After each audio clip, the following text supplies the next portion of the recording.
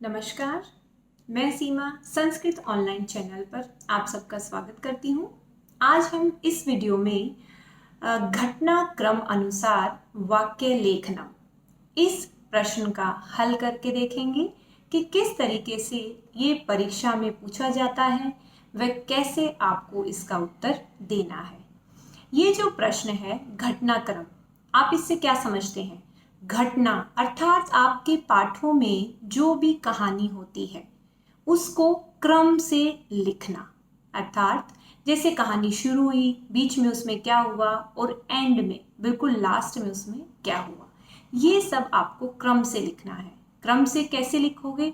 क्योंकि जो आपका प्रश्न आता है वो आपके सामने जो है उसको उल्टा सीधा करके, अर्थात जो अंतिम वाली घटना है वो उसमें पहले दिखा दी जाएगी या बीच में दिखा दी जाएगी, और जो शुरुआत वाली बातें हैं जहां से कहानी शुरू हुई थी वो आपको अंत में लाइन जो वाक्य है उसका वो दिया जाता है।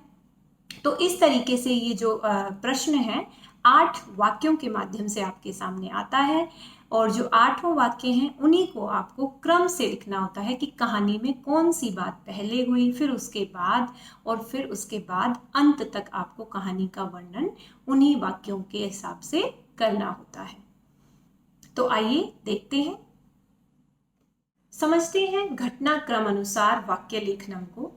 देखिए, सबसे पहले आपको इसमें कुछ बातें हैं बहुत ही महत्वपूर्ण जो याद रखनी है, क्योंकि बच्चों की इस प्रश्न में गलती होती है और वो इसको इंटरेस्ट लेकर नहीं करते हैं। ठीक है, तो इंटरेस्ट आपका इस प्रश्न में कैसे होगा, कैसे रोचक बनेगा आपके लिए, वो सब बातें मैं आपको इस वीडियो में बताऊंगी।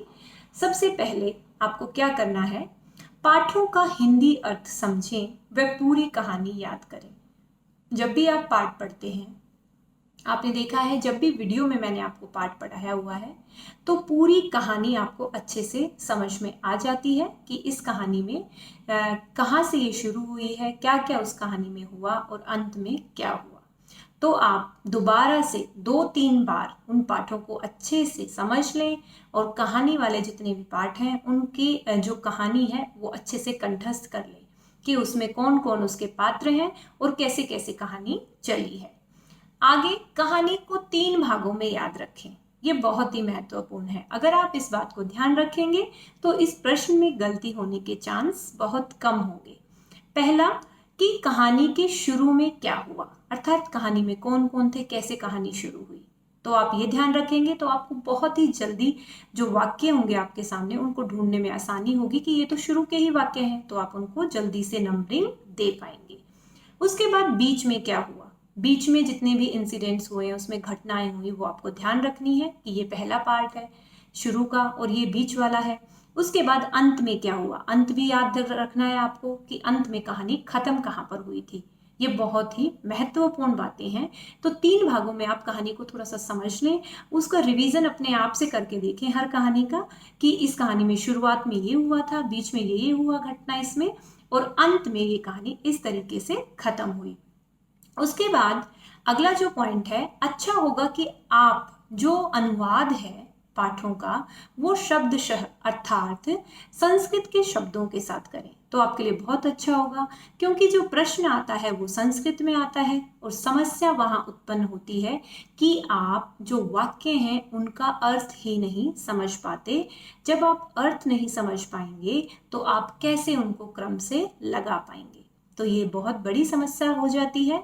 फिर बच्चे वहां पर तुकबंदी करते हैं, तो ऐसा आपको नहीं करना है। आपको इन पाठों में जिनमें घटनाक्रम के प्रश्न हैं उनको अच्छे से देखना है और उन पाठों को कोशिश करें आप उनका एक एक शब्द का अनुवाद जैसे आपको पढ़ाया गया है वैसे ही समझें, तो आपको अच्छे से याद आ जाएगा। बहुत जल्दी आप पकड़ लेंगे उस वाक्य को कि ये कहानी के शुरू में हुई थी ये बात। हो सकता है पूरे वाक्य का अर्थ आपको ना पता हो, लेकिन अगर आधा भी आपको समझ में आ गया तो आपको अच्छे से उसका क्रम पता चल जाएगा कि ये बीच का भाग है, मध्यम है या अंतिम भाग है।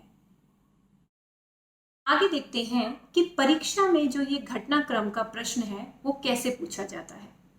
वैसे तो ये जो प्रश्न है 6ठी से 10वीं तक सभी कक्षाओं के लिए होता है, पर यहाँ मैंने इस वीडियो में 10वीं व नवमी दोनों कक्षाओं के पाठों में से इस प्रश्न को लिया है, ताकि आपका यहाँ पर जो है प्रैक्टिस अभ्यास हो जाए और आप इसकी जो वर्कशीट है वो भी आप दोनों ही कक्षाओं के माध्यम से कर पाएंगे। तो देखते हैं पहले 10वीं के एक पाठ से जो घटनाक्रम का प्रश्न है। आपने देखा आपके सामने 8 वाक्य दिए हुए हैं स्क्रीन पे, यही आपके प्रश्न पत्र में आने वाले हैं। ठीक है, सेम प्रश्न नहीं आएगा, लेकिन इसी तरीके से किसी पाठ में से प्रश्न पूछे जाएंगे और कहानी वाले पाठों में से ही प्राय ये प्रश्न पूछा जाता है।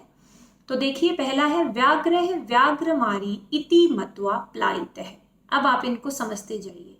व्याघ्र व्याघ्रमारी इति, यह तो व्याघ्रमारी है ऐसा मत्वा मान करके प्लायितः भाग गया। तो ये बात तो कम से कम बीच में हुई थी, शुरू में नहीं हुई। ठीक है, क्योंकि जब वो उसको बुलाकर लेकर आया था। आप कहानी को याद करेंगे तो आपको याद आएगा। ये पाठ 2 में से लिया गया है। जो आपका प्रश्न है, प्रत्युन्नमति सा श्रृंगालम आक्षिपन्ति उवाच है। प्रत्युन्नमति, प्रत्युन्नमति का मतलब है अचानक से, मतलब जो एकदम से अपनी बुद्धि को लगाती है। ठीक है, वह श्रृंगाल को आक्षिपन्ति उवाच है, उसी के ऊपर आक्षेप करती हुई बोली। तो कब बोली थी वो, ये भी आपको ध्यान रखना है। ये भी हमें लग रहा है कि ये बीच का ही कोई पार्ट है। जम्बुक कृत उत्साह व्याघ्र पुनः काननम आगच्छत। जम्बुक कृत उत्साह है, जम्बुक ने उसका उत्साह बढ़ा दिया था। उसने कहा था कि ऐसा नहीं हो सकता कि तुम किसी व्याघ्रमारी से मतलब डर कर आ गए हो। तो उसके बढ़ाए उत्साह से बाघ जो है पुनः जंगल में काननम आगच्छत आ गया। तो ये अंतिम बातें हो रही हैं जो लास्ट में वो उसको लेकर आया था। मार्गे सा एकम व्याघ्रम अपश्यत, मार्ग में उसने एक बाघ को देखा। तो ये तो शुरू की बात है, जब वो जंगल से जा रहे थे तो रास्ते में उन्होंने एक बाघ को देखा था। तो हमें साथ साथ में पता चलता जा रहा है कि कौन सी बातें बीच की हैं, कौन सी बिल्कुल शुरू की हैं और कौन सी अंत की हैं। फिर हम इनको एक बार लिख लेंगे और उसके बाद इनको क्रम से लगाने में ज्यादा दिक्कत नहीं होगी। अगला है व्याघ्रम दृष्ट्वा सा पुत्रौ ताड़यन्ती उवाच है। व्याघ्र को देखकर वह पुत्रों को ताड़यन्ती मारती हुई बोली, अधुना एकमेव व्याघ्रम विभुज्य भुज्यताम। अब एक ही बाघ को बांट करके खा लो। तो ये बात भी शुरू शुरू में हो गई थी। ठीक है, जब उन्होंने उसको देखा था तो अपने बच्चों को डांटा था उसने, क्या, ताकि वो उससे डरकर भाग जाए। बुद्धिमती पुत्र द्वेन उपेता पितुर्गृहम प्रति चलिता। बुद्धिमती जो है दोनों पुत्रों को लेकर के पिता के घर चल पड़ी। ये भी शुरू में ही हुई थी बात। ठीक है, त्वम व्याघ्र त्रयम आनेतुम प्रतिज्ञाय एकमेव आनीतवान। तुमने 3 बाघों को लाने की प्रतिज्ञा की थी, लेकिन तुम एक को ही लेकर आए। ये बात भी अंत में ही हुई थी, जब वो दोबारा आया था उसके पास उसको लेकर के। ठीक है, श्रृंगाल गलबद्ध श्रृंगालक है व्याघ्र पुनः पलायित है। गले में बंधे हुए श्रृंगाल वाला जो बाघ है फिर भाग गया। तो ये तो अंत में ही हुआ था, जब वो डर गया था उससे। ठीक है, और वो अंत में उसको जब गले में बांधा हुआ था उसको ही लेकर के भाग गया। तो इस तरीके से हमने इस कहानी को समझा कि कौन कौन सा इसका शुरुआती भाग है, कौन सा मध्यम है और कौन सा अंत में। और ये प्रश्न करते हुए आप थोड़ा सा समय ले सकते हो, 5 से 10 मिनट का पेपर में, क्योंकि इतना बहुत ज़्यादा लेंथी संस्कृत का आपका पेपर नहीं होता है। आप जल्दी उसको करके फ्री हो जाते हो। तो क्यों ना हम इस प्रश्न को सही करें पेपर में थोड़ा सा समय दे करके, और ये प्रश्न जो है आप अच्छे से फिर समझ पाओगे। तो देखते हैं इसके उत्तर एक बार। सबसे पहले है, अब हम इसका क्रम से देखते हैं। सबसे पहले आएगा जो छठा जो वाक्य है, बुद्धिमती पुत्र द्वेन उपेता पितुर्गृहम प्रति चलिता। दोनों पुत्रों को लेकर के पिता के घर चल पड़ी थी शुरू में ही। फिर व्याघ्रे सा एकम व्याघ्रम अपश्यत, 4 नंबर वाला वाक्य, रास्ते में उसने एक बाघ को देखा।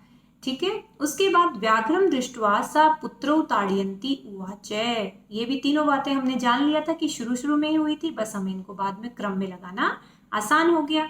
तो बाघ को देख करके दोनों पुत्रों को मारते हुए उसने कहा था कि अभी एक ही बाघ है, इसी को बांट कर खा लो। आगे व्याघ्र व्याघ्रमारी इयमिति मत्वा प्लायितः है, पहले वाला वाक्य आएगा 4 नंबर पे कि ये तो व्याघ्रमारी है, ऐसा मान करके वो वहां से भाग गया।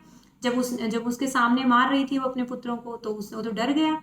अगला है अगला आएगा जम्बुकृत उत्साह व्याघ्र पुनः काननम आगच्छे, तो पहले वो चला गया था, तो फिर से वो जब उसने उसका हौसला बढ़ाया जम्बुक ने, तो वो फिर से जंगल में आ गया। और फिर है दूसरा प्रत्युन्नमति सा श्रृंगालम आक्षेपंती उवाच है, तो समय पर जो उसकी बुद्धि काम कर रही थी उसने उसको आक्षेप करते हुए बोला, बुद्धिमती ने, उसने वहां पर दिमाग लगाया। और फिर अगला 7वां होगा हमारा पॉइंट, त्वम व्याघ्रत्रयम आने तुम, कि तुमने तो 3 बाघ लाने के लिए प्रतिज्ञा की थी, एकमेव आनीतवान, एक ही लाए हो। ये भी हमारे अंत की बात थी। और लास्ट में सबसे लास्ट हमें पता ही चल गया कि गलबद्ध श्रृंगालक व्याघ्र पुनः पलायित है, कि गले में बंधे हुए श्रृंगार वाला जो बाघ है वो फिर से भाग गया। तो इस तरीके से हम इस प्रश्न को समझेंगे और समझकर फिर हम उसको लिखेंगे। तो आप इसमें जल्दबाजी ना करें, इस प्रश्न में इसको समझें, क्योंकि 4 अंक का ये प्रश्न होता है, 4 अंक बहुत मायने रखते हैं। तो सभी बच्चे इस प्रश्न को अच्छे से समझें व फिर इसका उत्तर करें। आगे बढ़ते हैं। ये जो मैंने प्रश्न लिया है घटनाक्रम का ही है, ये 9वीं कक्षा का एक प्रश्न मैंने लिया है। नियम आपके वही सेम रहेंगे, सिर्फ मैंने प्रश्न इसमें 2 लिए हैं, एक 10वीं कक्षा के लिए, एक 9वीं कक्षा के लिए। देख लेते हैं। पहला वाक्य है सा तस्य स्वर्ण काकस्य, स्वर्ण काकः पाठ से लिया गया है, ये हमें पढ़ते ही पता चल गया। तो आपको अब वो कहानी पता होनी चाहिए कि स्वर्ण काकः में क्या हुआ था, वो सबसे महत्वपूर्ण बात है, तभी आप इसको समझ पाएंगे। सा तस्य स्वर्ण काकस्य रहस्यम ज्ञातवती, वह उस सोने के कौवे के रहस्य को जान गई। तो ये तो बाद में जानी थी वो, मतलब बीच की बात है ये, ठीक है। जो दूसरी लड़की थी वो जान गई थी। प्रतिनिवृत्ति काले स्वर्ण काकेन कक्षाभ्यंतरा तीसरे मंजूषा तत्पुरः समुक्षिप्ता, जाने के समय में सोने के कौवे ने खिड़की से तीसरे मंजूषा, कक्ष का मतलब है कमरे के अंदर से 3 जो पेटी थी वो उसके सामने रख दी, ठीक है। ये भी हमारी बीच की ही बात हुई थी, शुरू के बाद जब वो वहां पर गई थी, कौवे ने उसको जब वहां पर बुलाया था, तो वहां पर उसने उसको 3 पेटियां उसके सामने रखी थी। बालिका व्याजहार है, बालिका ने कहा ताम्र स्थाल्याम एव अहम निर्धना भोजनम करिष्यामि, कि मैं तो तांबे की थाली में ही मैं गरीब हूं तो मैं उसी में भोजन कर लूंगी। ये भी बीच की बात है। शुरू में तो वो सारा वही वर्णन हुआ था कि वो आया था कौवा और उसने वो खा लिए थे, फिर उसको बुलाया था। और उसके बाद जब वो वहां पर जो गई थी, उसका और कौवे का जो वृतांत हुआ था वो बीच की बात थी। पूरा कस्मिंश्चित ग्रामे एका निर्धना वृद्धा स्त्री निवेशत, तो ये तो आपको पढ़ते ही पता चल जाना चाहिए अगर आपने कहानी को पढ़ा है, कि पहले किसी गांव में एक बूढ़ी वृद्धा गरीब जो है स्त्री रहती थी। तो ये शुरू में ही आया था। अगला है लघुतमा मंजूषाम प्रगरह्य बालिकया कथितम इयत एव मदीय तंडुलाम मूल्यम, लघुतमाम सबसे छोटी पेटी को लेकर के उस बालिका ने कहा कि इयत एव, यही मेरे चावलों का मूल्य है। तो ये भी बीच वाली ही बात हो गई, जब वो वहां पर गई हुई थी और कौवे ने उसको पेटी दी तो उसने सबसे छोटी वाली ले ली थी। से तम तंडुलम खादंतम हसंतम च विलोक्य, उसको चावल खाते हुए और हंसते हुए देख करके बालिका ने रोदितुम आरब्धा, रोना शुरू कर दिया। तो ये तो शुरू में ही हुआ था, जब कौवा आया था और वहां से चावल खाया था उसने, और तब उस लड़की ने रोना शुरू कर दिया था। सूर्योदयात पूर्वमेव सा तत्र उपस्थिता, सूर्योदय से पहले ही वह वहां पर उपस्थित हो गई, ठीक है। तो आगे ये भी हमारा तभी की बात है। तस्मिनेव ग्रामे एका अपरा लुब्धा वृद्धा न्यवसत, उसी गांव में एक दूसरी बूढ़ी जो है लुब्धा लालची जो वृद्धा स्त्री थी वो वहां पर रहती थी। ये हमारा अंत वाले पार्ट में आएगा, जो शुरू में अंत में जो पैराग्राफ स्टार्ट हुआ था। तो हम देख लेते हैं इसके उत्तर कैसे बनेंगे, क्योंकि हमें इसका पता चल गया है अब कहानी का कि कौन सा वाक्य कहाँ से लिया गया है। तो सबसे पहले जो है इसमें आपका होगा जैसे उसमें मैंने 1 2 3 के माध्यम से दिखाया था। तो कभी परीक्षा में ऐसे पूछा जाता है, कभी क ख ग भी लिख देते हैं। तो आपको इनका ध्यान रखना है। जैसे परीक्षा में पूछा जाता है, अगर वहां पर क ख ग के माध्यम से पूछा गया है तो आप उत्तर वैसे ही देंगे उसके। अगर 1 2 3 लिखा है तो आप नंबरिंग में उसके उत्तर देंगे, आप उसको चेंज ना करें। तो देखते हैं पहले पहला जो होगा इसमें सबसे पहले होगा घ। घ क्या था? पुरा कस्मिंश्चित् ग्रामे एका निर्धना वृद्धा न्यवशत। उसके बाद है च। च में है तम तंडुलम खादंतम हसंतम च विलोक्य बालिका रोदितुम आरब्धा। इसका जो हिंदी अनुवाद है मैं आपको पहले ही बता चुकी हूँ। उसके बाद है छ। सूर्योदयात पूर्वमेव सा तत्र उपस्थिता। जब उसको बुलाया था तो वो तो पहले ही पहुंच गई थी।